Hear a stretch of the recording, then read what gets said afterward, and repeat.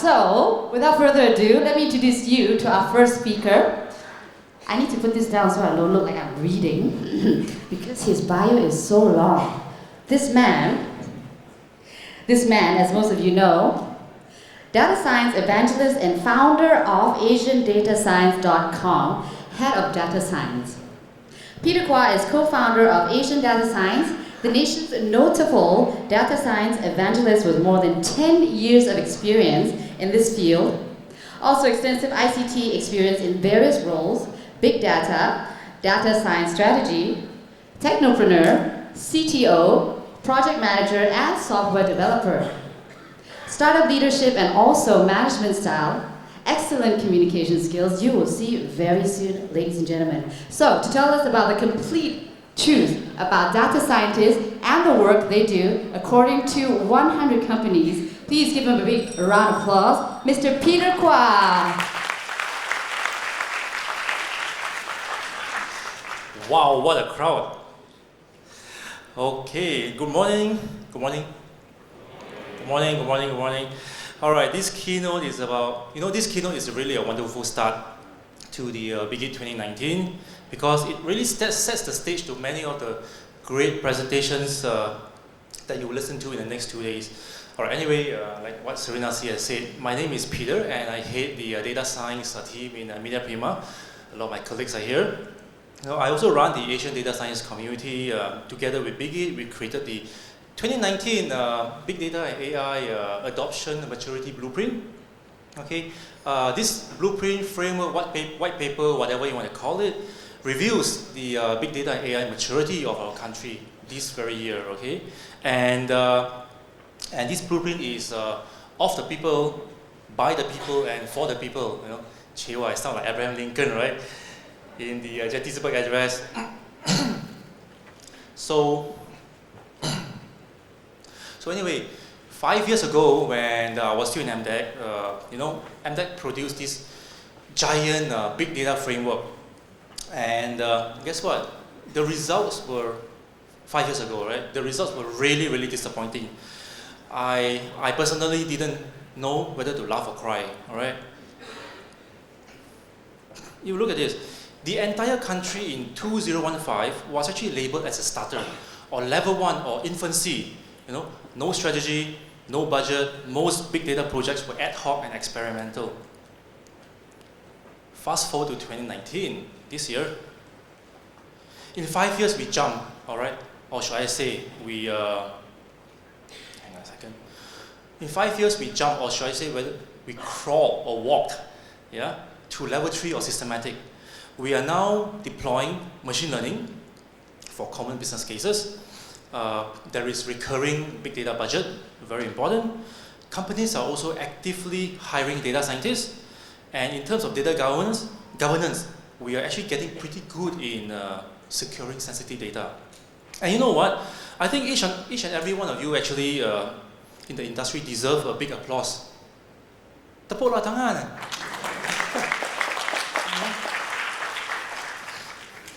Okay.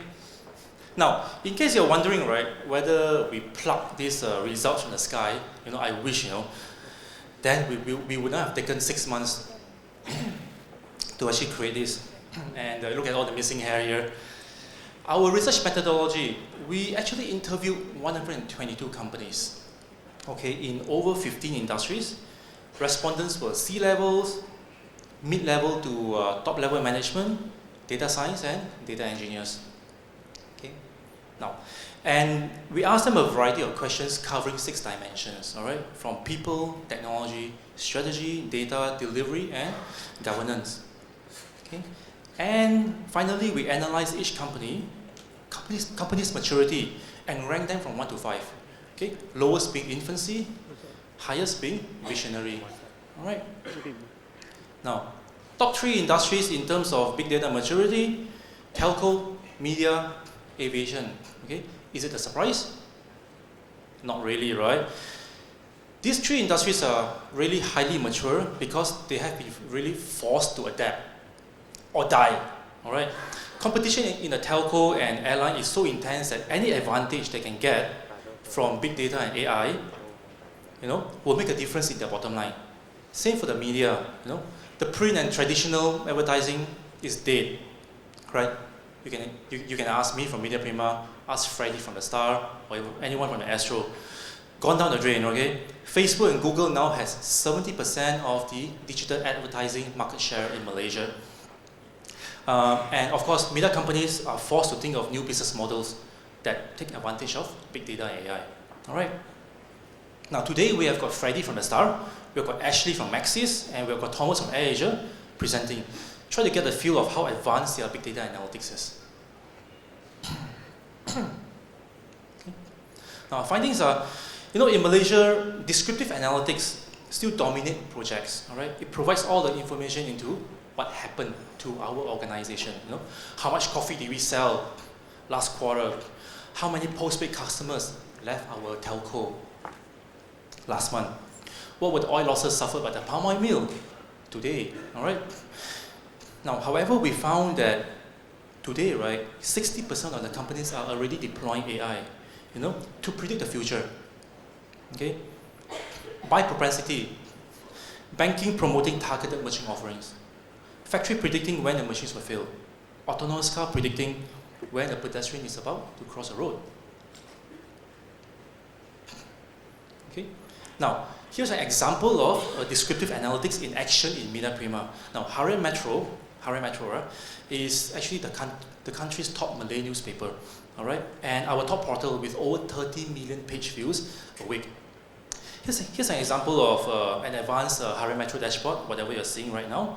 Now, basically, our management had questions beyond what regular Google Analytics can show us, beyond page views, beyond sessions, beyond referrals. Okay, they wanted to know the behavior of various user segments.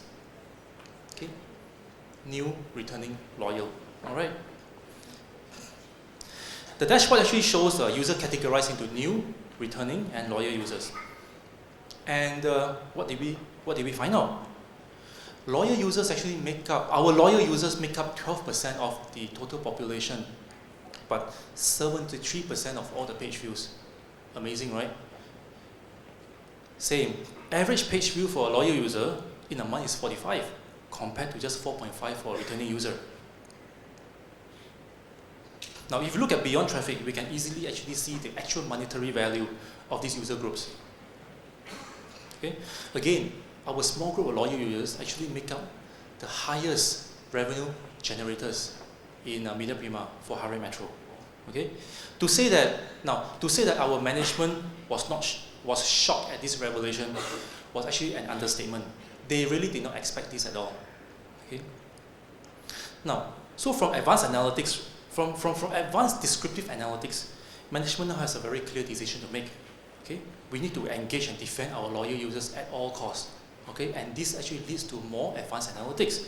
Reduce user churn, recapture lost users, convert new and returning users to loyal users. Bottom line is this: if you ask the right questions, a lot of times, right, descriptive analytics can give you fantastic insights. Okay? Now, the one that everyone is waiting for, what about AI maturity in Malaysia? Okay, we found on the average, right, Malaysia is at level 2, which we playfully term as AI Knight or Luke Skywalker level. Okay, so basically in Malaysia, AI has become mainstream, right? Like I mentioned just now, companies are deploying statistical learning. Right? Not deep learning yet, but statistical learning. However, most analytics are still with structured data. Okay, companies are also beginning to create AI-driven products. Now, unfortunately, right, none of the companies we surveyed has become the Yoda, the grandmaster of AI. We have not really mastered deep learning. We have not really mastered analytics with unstructured data. Okay. Again, top industries in terms of AI maturity: telco, media, aviation. They need to adapt or die a very painful death. Now, more use cases, more big data use cases. Now, Customer 360, right, is a very powerful advanced analytics solution in the media industry, even for telco as well as airlines. Now, for example, in Media Prima, imagine our Customer 360 as a giant Excel spreadsheet with 15 million rows. Each of these rows represents one single user and 500 columns or data points. Okay, And these data points are actually made up of demographics, behavior, purchase intent, and location, right? Now, to monetize our customer 360, we actually enable micro-segmentation of our users and sell this audience to advertisers. Simple as that, right? Example of micro-segmentation, mothers who are football fans. Yeah? Outdoor adventurers with income above 150,000. Why? Because there might be a Toyota, there might be Toyota who wants to sell us an SUV, for example, and they're looking for outdoor adventurers, right?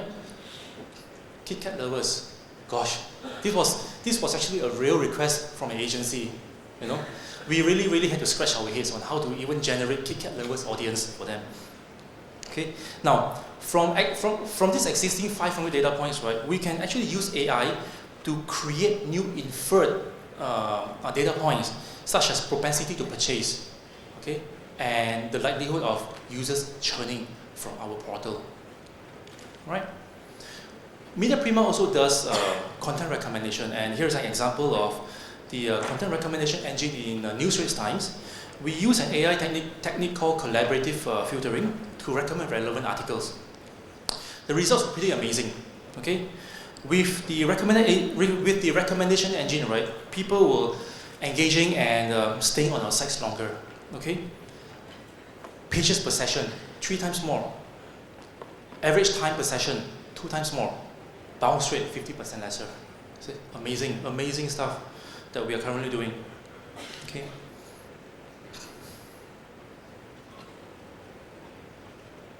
Okay, last one. We also very heavily invest in natural language processing, or NLP. Here is an example of how we are able to understand Malay articles and auto-extract the keywords. We can then use these extracted entities to recommend similar content. All right. So using NLP, right, we can also predict the category that this article belongs to. Now you'll be asking why. When we actually categorize an article, we actually categorize each and every one of you who has actually read our article. Okay, and then we can actually, in the last slide, we can actually create highly targeted audience segments and sell you to advertisers. Okay, you know what? Privacy is so dead, right? Yeah. So, in fact, our Media Prima NLP experts are here. CK and Eric, where are you? Feel free to grill them. Their performance review actually depends on it. All right. Okay. Key findings number 1. Organizations, unfortunately, they are not adopting self-service analytics. Malaysian management still expects us to cut and paste reports into PowerPoints and email them. How many of you actually agree with me? Don't be shy, okay? I know your bosses are here as well. Yeah? Instead of bosses logging in and viewing the reports for themselves, this is our key finding, okay? And this is a problem. Why? Because if you wait for cut and paste reports every month or every week, you will fail to obtain real-time visibility, and that will actually delay your decision making. And you are the boss. You need to make decisions, right? So come on, bosses. Use the dashboards that we have created for you. Yeah. Key findings number 2. These are the top 5 upskilling requirements for data science competency. Okay, which one do you think is most in demand? How many of you actually think is predictive analytics? Hands? No? So shy. How many actually think is the top most demanded is predictive analytics? Big data strategy? Just a few. Okay, so here are the results. Okay, that's in order. Predictive analytics, not surprising, yeah? Everyone wants to learn how to forecast 4D, right? But what is a bit unexpected is a lot of people are actually asking for big data and AI strategy upskilling. So strategy, big data would actually include things like learning about the big data ecosystem, how to effectively start and deploy big data projects, key competencies, how do you actually effectively hire data scientists, data science professionals, right? And also, of course, design thinking skills on how to come up with brainstorm, high impact use cases. Okay? So, bottom line, for all you guys who are trainers, huge training opportunities here, seriously. You know? And by the way, I teach big data strategy as well. You know? Please email BIGIT for a quotation. Alright? In case any one of you want, alright? Now, key finding number 3. You know, at this point, it is easy for most companies to differentiate themselves, or rather find a blue ocean, if they're able to create high-value business cases, taking advantage of AI. Okay, look at this. Look at the survey results here. Okay, because most of you actually say that the number of AI applications in your industry is still actually very low, and you can really differentiate yourself from your competitors if you have that high-impact use case, and take advantage of it using advanced analytics like AI, machine learning, deep learning. Okay? Something fun that we found out from our survey. What are the secrets to hiring data science professionals? Now, the top 3. Most companies will just put the top 3, right? Most companies hire through their own network, LinkedIn, and job sites. But you know what? From our experience, we found that we get a lot more relevant CVs by giving talks at events like this. Why do you think I'm here? Right? Because when you give a talk, you are actually telling the participants about your company and all the exciting and cool projects that you guys are doing.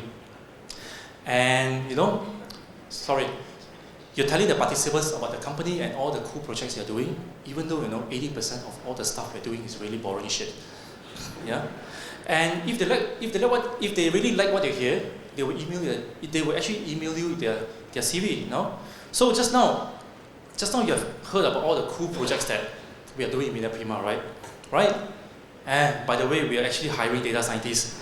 Yeah. So please, I'm actually hiring, okay? Please send me your CV. Yeah?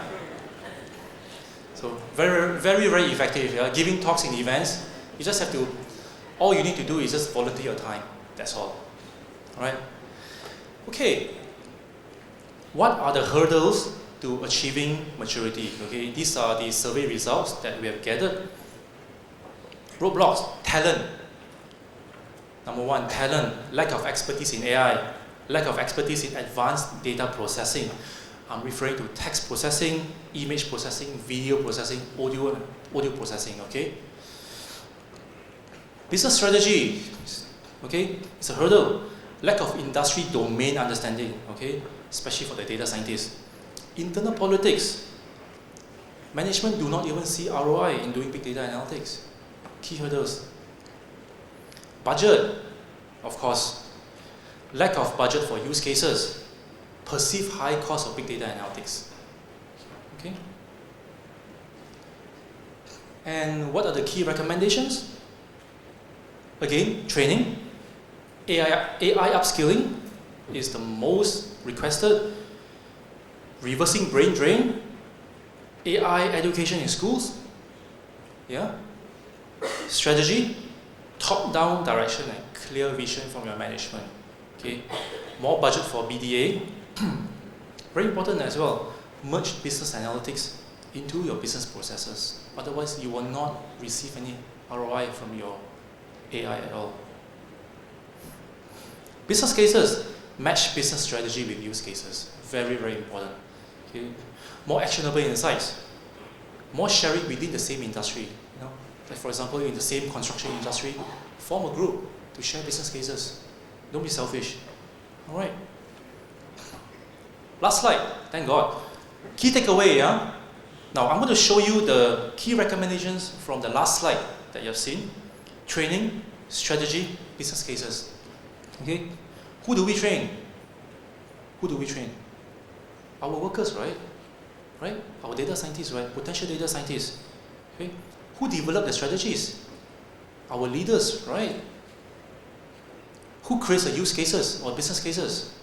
That will be our workers brainstorming with our leaders. Alright. So the key takeaway from this presentation, right, in case you were all sleeping and don't remember anything I said, is this. high AI maturity is only possible with smart people who will define business cases and high value use cases. Okay? Not AI, not machines, not technology. Okay? Don't believe me? Our next speaker, Ing Tong, will be more than happy to tell you how we can prepare the next generation for smarter people. Alright? So with that, thank you so much. Tomorrow onwards, you will get a physical copy of the blueprint that BIGIT and Asian Data Science have written, starting tomorrow. Okay? Thank you so much.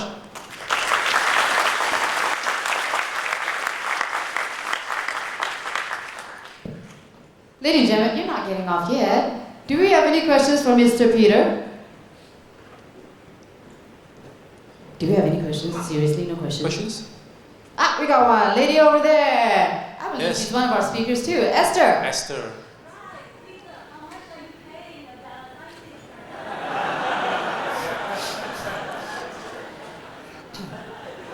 Oh boy.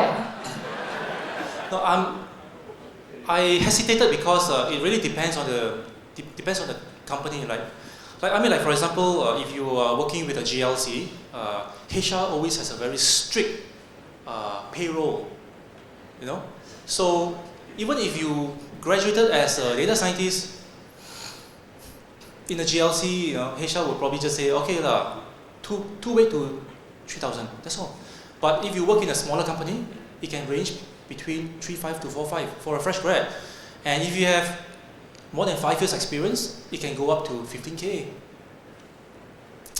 Yep. Does that answer your question? It really depends.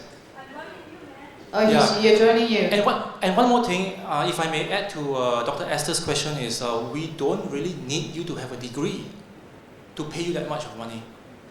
Yeah? We just need you to have a lot of experience and project in your GitHub.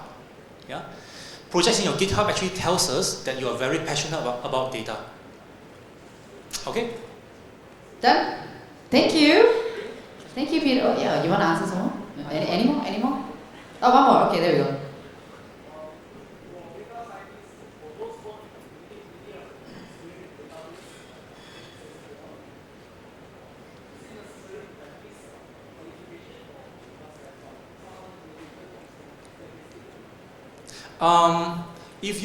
If you have a degree or a qualification in statistics, right, and to become a data scientist would be a lot easier because you have that.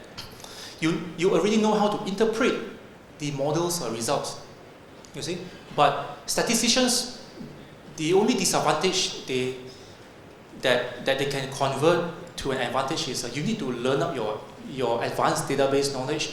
You need to learn up your R or Python or even programming. Yeah, I find that most statisticians, they don't have programming knowledge, and that is actually a disadvantage for them. Yeah, but the advantage is they already have the statistical knowledge. They can interpret the models very easily.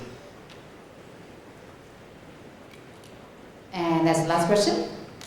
I believe we're out of time, Peter. Anyway, I'll be around in the next 2 days, so feel free to catch me and hunt me with all the questions you want. Okay? Thank you so much. Thank you, Peter. Oh, what a keynote. I told you you can speak, right?